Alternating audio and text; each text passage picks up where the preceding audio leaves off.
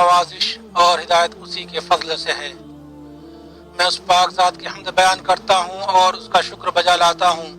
جو بھی نعمت ہمارے پاس ہے وہ اسی کی جانب سے ہے، اور میں گواہی دیتا ہوں کہ ایک اللہ کے سوا کوئی معبود برحق نہیں،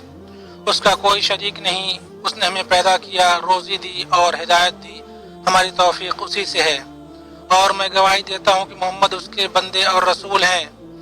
اللہ نے انہیں بشارت دینے والا اور وعید سنانے والا بنا کر بھیجا۔ آپ اللہ کی طرف سے دنیا والوں کے لیے رحمت ہیں۔ اللہ آپ پر درود و سلام نازل کرے اور آپ کے آل و اصحاب پر، جنہوں نے اللہ کے ساتھ کیے گئے اپنے عہد و پیمان کو سچ کر دیا تو اللہ تعالیٰ کی طرف سے خوشنودی اور قبولیت سے سرفراز ہوئے۔ اما بعد، یقیناً سب سے سچی، سب سے زیادہ اثر انگیز اور سب سے پاکیزہ نفع پہنچانے والی نصیحت تقویٰ کی نصیحت ہے،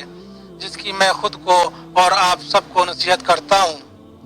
اے ایمان والو، اللہ سے کم حقہ ڈرو اور دیکھو مرتے دم تک مسلمان ہی رہنا۔ قصار سور یعنی چھوٹی چھوٹی صورتوں کے قلب میں سورہ قریش اپنے جاویدہ ندائے حق اور روح پر اپنے گہرے اثر کے ساتھ ہم پر نور بکھیرتی ہے۔ چند ہی کلمات ہے، مگر وہ روح کو زندگی بخشتے ہیں اور ہمارے اندر شکر اور حیا کے جذبات بیدار کرتے ہیں۔ قریش کو مانوس کرنے کے لیے، یعنی انہیں جاڑے اور گرمی کے سفر سے مانوس کرنے کے لیے، اس کے شکریہ میں بس انہیں چاہیے کہ اسی گھر کے رب کی عبادت کرتے رہیں جس نے انہیں بھوک میں کھانا دیا اور خوف سے امن و امان دیا۔ یہ آیت دل کو الہام کرتی ہے اور اس کی بصیرت کو دو عظیم معنوں پر کھولتی ہے: بھوک کے بعد کھانے کا رزق اور خوف کے بعد امن کا عطیہ۔ یہ دونوں بلا شبہ باعزت زندگی کے دو بنیادی ستون ہیں۔ جو شخص ان دونوں کو پالے، گویا اس نے دنیا کی دو ایسی نعمتیں حاصل کر لی جن کی کوئی قیمت نہیں لگائی جا سکتی۔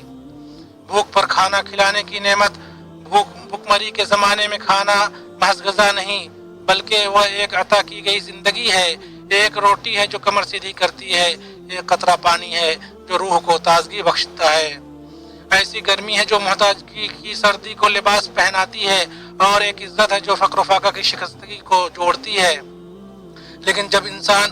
اس سے محروم ہو جائے تو اس کا معدہ نہیں بلکہ اس کی عزت نفس بھوکی ہو جاتی ہے اور اس کی انسانیت مرجھا جاتی ہے۔ خوف کے بعد امن کی نعمت، یہ وہ سکون ہے جو زندگی کو اپنی آغوش میں لے لیتا ہے، وہ رات کا اطمینان ہے جس کے ساتھ دل کو قرار نصیب ہوتا ہے، ماں کی گود میں سونے والے بچوں کا اطمینان ہے، اور یہ احساس ہے کہ کل آنے والا ہے جس میں خوف نہ ہوگا۔ انسان رات کو سوئے گا تو کوئی ڈر اسے نہیں ستائے گا، اور صبح بیدار ہوگا تو کوئی فکر اسے پریشان نہیں کرے گی۔ امن و امان ایک نعمت ہے، جو اس نعمت سے مالا مال ہے اسے اس وقت اس نعمت کا احساس ہوتا ہے جب وہ اسے دوسروں کے پاس مفقود پاتا ہے۔ ڈر جب کسی زمین پر جگہ بنا لیتا ہے تو نیند اڑ جاتی ہے، سکون ختم ہو جاتا ہے، دن جہنم بن جاتا ہے اور رات مسلسل ڈراونا خواب۔ سعادت کا حقیقی راز دائمی خوشحالی کا سرچشمہ، نہ خریدا جانے والا سکون، قلب اور انسان کو عطا کی گئی عظیم ترین نعمت وہ نعمت ہے جس کی طرف نبی کریم صلی اللہ علیہ وسلم نے اپنے اس بلیغ قول میں اشارہ فرمایا: تم میں سے جو اپنی رہائش میں امن و امان اور جسمانی عافیت کے ساتھ صبح کرے اور اس کے پاس اس دن کی خوراک ہو تو گویا اس کے لیے دنیا سمیٹ دی گئی۔ ایسی ہے کہ جب وہ انسان کے لیے اکٹھا ہو جاتی ہے تو اسے شکایت سے بے نیاز کر دیتی ہے اور اسے ان چیزوں کے لیے ترسنے و للچانے سے بچا لیتی ہے جو لوگوں کے ہاتھوں میں ہے۔ امن و امان جس سے اس کے دل کو سکون ملے، صحت مندی جو اسے زندگی پر مدد کرے، اور خوراک جو اس کی ضرورت پوری کرے۔ بس انہیں چاہیے کہ اسی گھر کے رب کی عبادت کرتے رہیں جس نے انہیں بھوک میں کھانا دیا اور ڈر اور خوف میں امن و امان۔ اس آیت کے اندر اس بات پر پرعزم دعوت ہے کہ عبادت اور تواضع کے ساتھ اس ذات کی طرف متوجہ ہوا جائے جس کے ہاتھ میں ہر چیز ہے، صرف ایک اللہ کی طرف متوجہ ہوا جائے جس کے خزانوں سے ہی نعمتیں آتی ہیں اور جس کی رحمت سے ہی ڈر دور ہوتا ہے،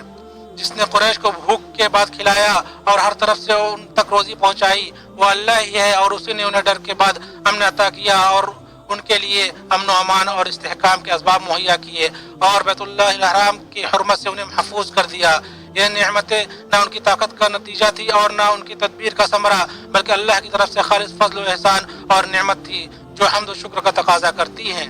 اسلام سے پہلے جزیرہ عرب بھیانک غربت اور دائمی ڈر میں جی رہا تھا۔ ضرورتیں ان کی زندگی کو الٹ پلٹ کرتی رہتی تھی،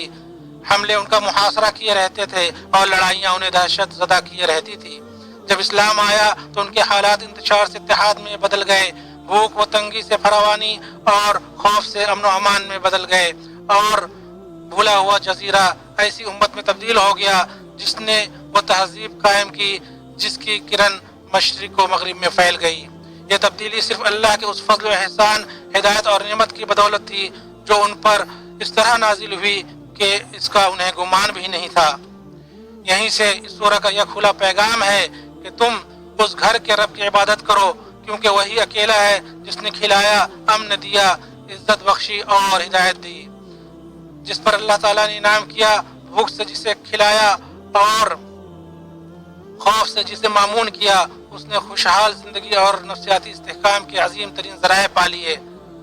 اسی لیے اس پر واجب ہے کہ وہ ان نعمتوں کی عظمت کو ذہن میں رکھے اور ان کے مقابلے میں دائمی شکر، سچے تقوی اور ایسے برتاؤ سے کام لے جو ان نعمتوں کی حفاظت کرے اور انہیں بچا کر رکھے۔ اللہ تعالیٰ کا فرمان ہے، اگر تم شکر گزاری کرو گے تو بے شک میں تمہیں زیادہ دوں گا۔ اور تمام شکر میں سے یہ ہے کہ نعمت پر اطاعت کی جائے، نہ کہ نعمت بھلا دی جائے، اور یہ کہ احسان کی حفاظت کی جائے، نہ کہ اسے فراموش کیا جائے۔ حقیقی شکر کہے جانے والے چند کلمات میں مختصر طور پر بیان نہیں ہوتا، بلکہ اس کا آغاز دل کے اقرار سے ہوتا ہے، زبان کے سچے بول سے ظاہر ہوتا ہے اور اعضاء سے نیک عمل کی طرف منتقل ہوتا ہے کہ اللہ پاک ہی فضل و احسان والا ہے۔ اور شکر میں سے یہ بھی ہے کہ نعمت پر اللہ کی اطاعت کی جائے، اس کی نافرمانی نہیں، اور ہم اللہ سے دعا کریں کہ نعمتیں ہمیشہ رہیں، نہ یہ کہ ہم نعمتوں پر بھروسہ کر لیں۔ جس نے بھوک میں کھلانے اور خوف میں امن کی قدر جان لی، وہ ان نعمتوں سے محروم شخص کی حالت کو محسوس کرے گا اور اس شخص کی تکلیف کو محسوس کرے گا جو روزی نہیں پاتا اور امن سے برابر نہیں ہوتا۔ اس سیاق میں ہم روتے ہوئے دلوں سے فلسطین میں اپنے لوگوں کی حالت کو مستحضر رکھ سکتے ہیں، اور ایک ایسی امت کی حالت کو جس کا درد سے دم گھٹ رہا ہے، غذا نہیں، امن کا پتہ نہیں، اور صورتحال اور زیادہ تنگ ہو گئی، یہاں تک کہ دم گھٹ گئے ہیں۔ بھوک اپنی انتہا کو پہنچ چکی ہے اور اس نے ان گردنوں پر اپنی تلوار سونت دی ہے جو درد سے کمزور پڑ گئی ہیں، جسم مرجھا گئے ہیں اور پیاس و محرومی سے حلق خشک ہو گئے ہیں۔ اس درد کے سامنے زندہ دل اور وہ نفوس جو فیاضی کا مطلب سمجھتے ہیں، معتمد سرکاری چینلوں کے ذریعے حرکت میں آتے ہیں اور کھانے، دوا اور پانی کے ساتھ سچے ہاتھ بڑھاتے ہیں تاکہ ان کی مدد کریں جنہیں بھوک نے نڈھال کر دیا ہے، ان پر مہربانی کریں جن سے زندگی کے ادنا ترین وسائل اور عناصر بھی چھین لیے گئے ہیں۔ یہ وہ لمحہ ہے جس میں سچائی کا امتحان ہوتا ہے، جس میں نیتیں آزمائی جاتی ہیں، اس میں ہمارا بھی حصہ ہونا چاہیے۔ مسئلہ فلسطین کی حمایت میں اس مبارک ملک کی قیادت کا مؤثر کردار اور باوقار موقف سب کو معلوم ہے۔ بین الاقوامی فورم پر اس کی حمایت اور بااثر موجودگی کے ساتھ ساتھ علاقائی اور عالمی کانفرنسوں میں جاری اقدامات کے ذریعے فلسطینی عوام کے جائز حقوق کے دفاع، ان کی ثابت قدمی کی حمایت اور ان کے مسئلہ میں انصاف کے لیے مملکت لگی ہوئی ہے۔ اللہ تعالیٰ کا فرمان ہے، پاک ہے وہ اللہ جو اپنے بندے کو رات میں مسجد حرام سے مسجد اقصی تک لے گیا، جس کے آس پاس ہم نے برکت دے رکھی ہے، اس لیے کہ ہم اسے اپنی قدرت کے بعض نمونے دکھائیں۔ یقیناً اللہ تعالیٰ خوب سننے والا، دیکھنے والا ہے۔